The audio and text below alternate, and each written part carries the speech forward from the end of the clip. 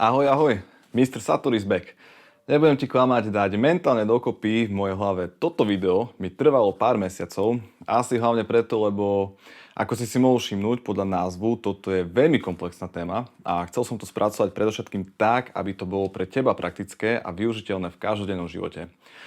Lebo mám pocit, že keď spirituálni vodcovia alebo ľudia s nejakou autoritou alebo postavením začnú hovoriť o Bohu a o zmysle života, tak po väčšine je to veľmi filozofické, abstraktné alebo to nedáva žiaden zmysel. Ako napríklad farárik v tvojom lokálnom kostole, ktorý strávi 20 minút svoje kázne hovoriac o tom, ako je kresťanský Boh mierumilovný, láskavý, odpúšťajúci, ako nás všetkých bezpodmienečne miluje, ale keď sa nebudeš riadiť Božími prikázaniami, tak ťa pošle do večného zatratenia, kde sa budeš kúpať vo vlastnom strachu a bolesti na veky vekov. Takisto vyjadrenia delulu spirituálnych nadšencov nie sú veľmi napomocné a praktické v každodennom živote. Boh je vesmírna energia čistej lásky a tvojou úlohou je rozosievať túto lásku do každej bunky živej bytosti.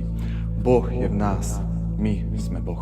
Ako si už mohol všimnúť, nie som veľký fanúšik náboženstiev. Verím, že keď sa tieto veľké náboženstva formovali, ako napríklad kresťanstvo, islám, hinduizmus, buddhizmus, tak ich hlavná myšlienka bola priniesť prospešné informácie a praktiky, aby dopomohli ľudstvu k evolúcii a pochopeniu tejto reality.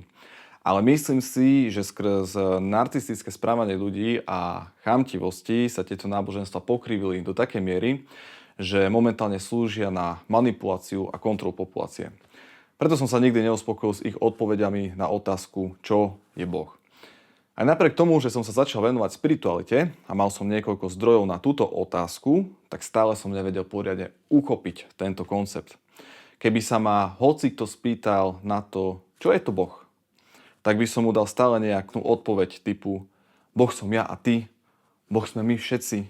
Žijeme v ilúzii, kde si myslíme, že sme oddelení, ale v skutočnosti sme všetci jedno. Tieto vety sú síce veľmi pekné a nevravím, že to nie je pravda, ale reálne to človeku veľmi nepomôže v každodennom živote. Vnímanie Boha sa u mňa zásadne zmenilo, keď som začal sledovať americkú spirituálnu influencerku a autorku Teal Swan, ktorá je známa svojim kontroverzným a praktickým prístupom ku spiritualite. Vysvetlila koncept Boha tak, že som tomu začal viac chápať a reálne mi to pomohlo pristupovať ku životným skúškam s nadhľadom a väčšou prehľadnosťou. Samozrejme nevravím, že Teal Swan je jediný človek, ktorý s týmto konceptom prišiel, ale pre mňa bola schopná to vysvetliť tak, aby to môj kurací mozoček vedel uchopiť a následne aj aplikovať do každodenného života. Takže začíname úplne od začiatku. Dokonca aj moderná veda tvrdí, že tento hmotný svet, čiže vesmír, ktorý pozostáva z planét, hviezd a galaxií, je starý 13,7 miliardy rokov. Otázka je, čo bolo predtým? Odpoveď na túto otázku už nie je z vedeckého hľadiska, ale skôr zo spirituálnej sféry.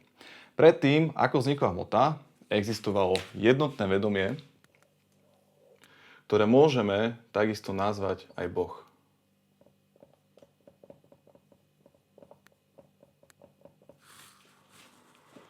Aby sme lepšie chápali, čo to vedomie je, stačí sa ponoriť do našej vlastnej existencie a spýtať sa samého seba. Som si vedomý a vnímam to, že existujem? Odpoveď je áno. Gratulujem, si vedome. Aj keď sa nám teraz troška zapária naše limitované mozočky v tejto sfére, neexistuje hmota, čas a tým pádom ani priestor. Predstav si, že existuješ v totálnej tme, bez žiadneho tela, bez žiadneho zámeru alebo cieľa. Jediná vec, ktorú vieš, je, že si, čiže existuješ. A napriek tomu, že pre nás smrteľníkov z pohľadu reality, v ktorej momentálne žijeme, môžu tieto myšlienky vyvolať nepríjemné pocity, tak tento stav opisujú veľkí spirituálni vodcovia po celom svete ako stav hlbokého pokoja a mieru. V tomto stave sa nemusíš dostať z bodu A do bodu B, lebo si všade a si všetko. Nemusíš sa ničoho bať, ani sa nemusíš na niečo tešiť, lebo neexistuje nič, čoho by si sa mal bať, alebo sa z niečoho tešiť. Okrem teba, čiže vedomia, si len ty.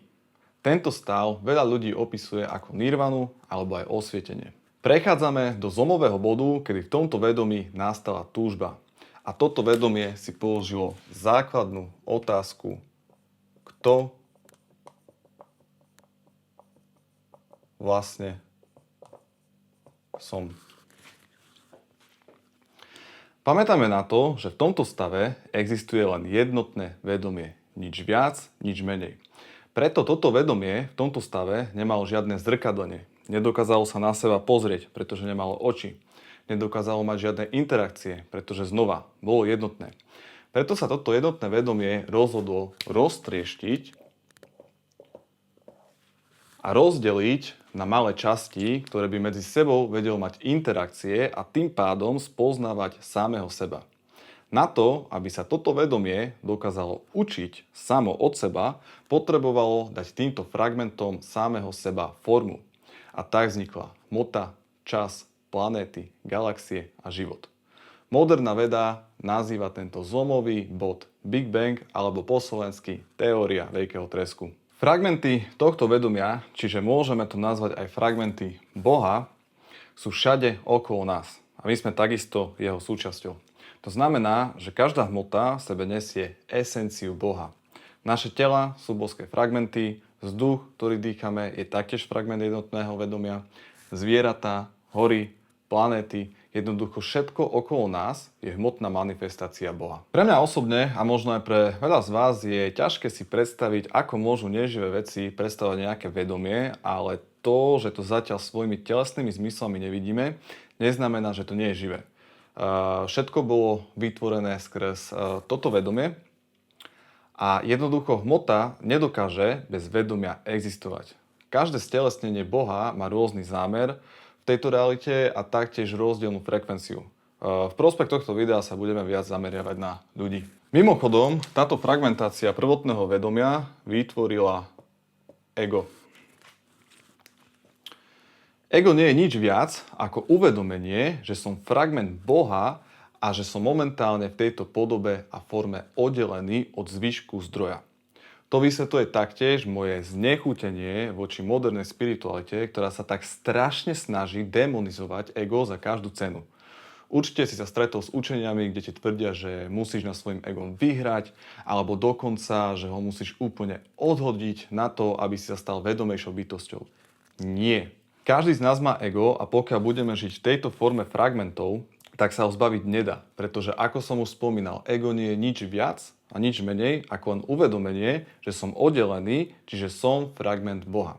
Je to len ďalší krok v našej evolúcii a nástroj, ktorý nám má pomôcť zodpovedať na fundamentálnu otázku Boha, kto vlastne som.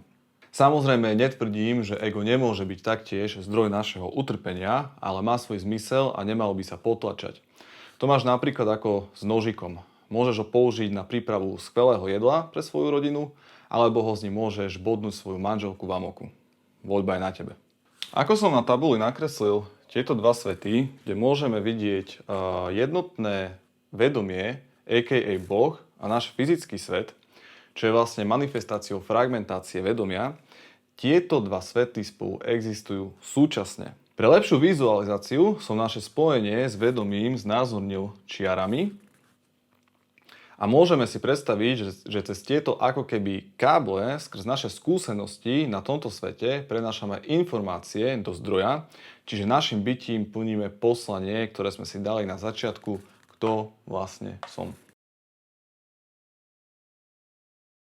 Keď som opisoval to, ako prvotné vedomie, z čoho vlastne pozostávame my všetci, sa rozhodol roztrieštiť, tak na to, aby táto akcia vôbec nastala, potrebovala vzniknúť túžba. Túžbu môžeme vnímať ako základnú pohonnú jednotku v našej realite. Väčšina z nás si to nepamätá, ja do tejto skupiny patrím taktiež, ale každý z nás sa do tohto sveta narodil s nejakým zámerom. Predtým, ako sme sa narodili, tak sme si dôkladne vyberali naše rodové línie, krajiny, spoločnosti, rôzne obdobia v ľudskej histórii a pohlavie na to, aby sme si vytvorili vhodné podmienky pre splnenie nášho zámeru. Niekto by sa hádal a tvrdil, že on určite nemá vhodné podmienky, aby si splnil svoje túžby v živote.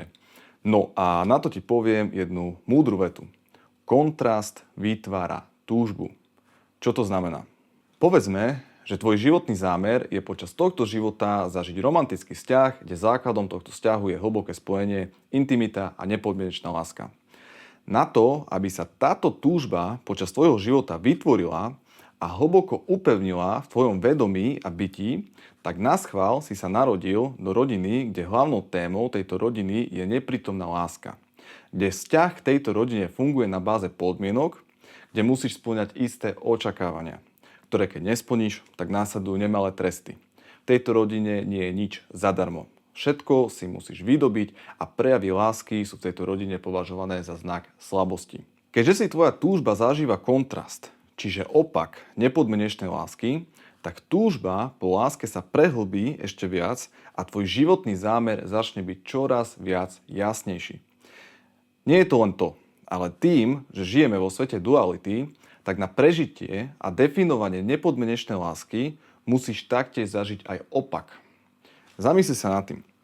Ako by si napríklad vedel definovať, čo je to radosť, keby si nikdy vo svojom živote nezažil smutok? Bez tohto kontrastu by bolo nemožné radosť definovať. Pri plnení svojej túžby zažiť nepodmienečnú lásku plníš svoje poslanie na tejto planéte a tým sa učíš o sebe stále viac a viac. A zodpovedáš na otázku, kto vlastne som. Mimochodom, tieto životné zámery sa samozrejme líšia od daného človeka a väčšinou to nie sú zámery typu v tomto živote budem slávny spevák. Môže to byť zámer, že v tomto živote chcem nadobudnúť rešpekt a uznanie a môže sa to manifestovať takou formou, že sa staneš slávnym spevákom a možno nie. Život je často záhadná vec. Alebo napríklad duše, ktoré majú zámer si zažiť veľkú moc, sa často narodia do chudobných rodín, aby zažili kontrast a počas života sa stanú extrémne bohatými. Skúsi pozrieť biografiu známych a vplyvných osobností a verím, že nájdeš veľa spojitostí o tom, čo teraz hovorím. Tento koncept by mal predovšetkým pomôcť ľuďom, ktorí majú v ťažkých životných chvíľach tendenciu obrácať sa na Boha. Ja to veľmi dobre poznám, pretože som bol presne z tých ľudí, ktorí mali monológ s Bohom typu Bože, prečo mi nechceš dať to, čo chcem a po čom túžim? Prečo ma nemáš rád? Po uvedomení si, že ja som fragment Boha, čiže ja som Boh, zmenil som svoj prístup a vzťah k Bohu. A keď prídu ťažké situácie, kedy viem, že mám tendenciu svoj fokus zameriavať externe na Boha a pýtať sa, prečo mi nechceš dať to, po čom túžim?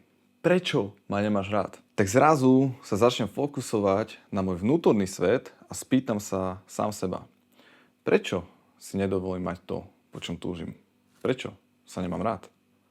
Pretože vo svojej podstate ja som Boh.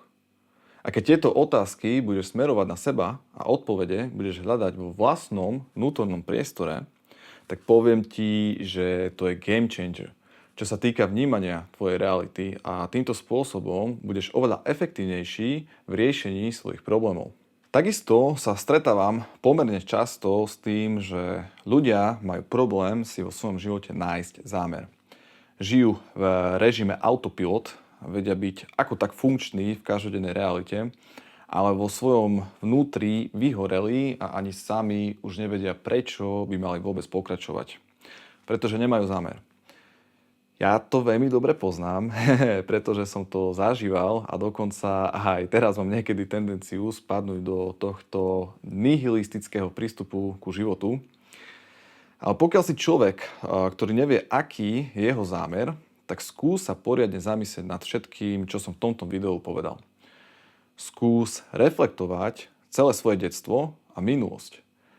Pozri sa na to, čo ti počas vyrastania chýbalo a po čom tvoje srdce naozaj túži. Pretože pamätaj, kontrast vytvára túžbu a v tejto túžbe je skrytý tvoj zámer.